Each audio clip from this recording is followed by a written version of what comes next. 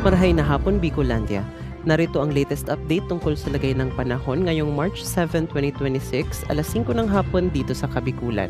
Nananatili pa rin ang dalawang weather system sa ating bansa. Ito ay ang Northeast Monsoon o Amihan na bahagyang lumakas kaya naman nakakaapekto na ito ngayon sa buong Northern Luzon at ang Easterlies o maalinsangang hangin na nagmumula sa karagatang Pasipiko na patuloy na nakakaapekto sa nalalabing bahagi ng bansa.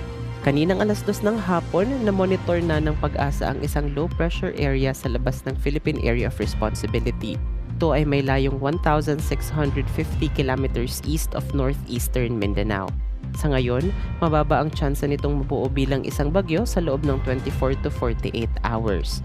Ayon naman sa inilabas ng ahensya kahapon na tropical cyclone o TC threat potential, mababa ang tsansa nitong pumasok sa Philippine Area of Responsibility at magkakaroon ng epekto sa ating mga kalupaan dahil magre-recurve lamang ito pabalik sa dagat Pasipiko. Para naman sa March 13 to 19 forecast, mababa ang posibilidad na may mabuong low pressure area o bagyo sa loob at labas ng PAR. Dito sa Bicol Region, asahan pa rin ang bahagyang maulap hanggang sa maulap na kalangitan. Posible rin ang pulo-pulo o isolated na pag-ulan at thunderstorms lalo na sa hapon o gabi dulot ng easterlies. Maaari ring magkaroon ng pagbaha o pagguho ng lupa kapag may severe thunderstorms. Magtungo naman tayo sa kondisyon ng hangin at karagatan. Mahina hanggang sa katamtamang ihip ng hangin na magmumula sa hilaga hanggang hilagang silangan ang ating mararanasan. Ang alon naman sa ating mga baybaying dagat ay posibleng umabot sa 0.6 hanggang 2.5 meters ang taas.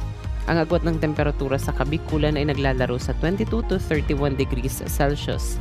Inabisuhan ko ang lahat na mag-ingat sa posibilidad ng heat cramps at heat exhaustion dahil ang heat index o ang init na nararamdaman ng ating katawan bukas ay maaaring umabot sa 37 degrees Celsius. Kaya huwag pong kalilimutang uminom ng maraming tubig, iwasan muna ang pagbilad sa araw at magdala ng payong o magsuot ng sombrero kung kailangang lumabas.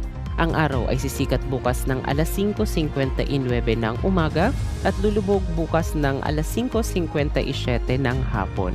Para sa pinakabagong ulat ng panahon at advisory sa Kabikulan, tumutok lang dito sa ating FB page o di naman kaya sa official page ng Pag-asa Southern Luzon. Ito po ang inyong Bicolano meteorologist, Ralph Bismonte.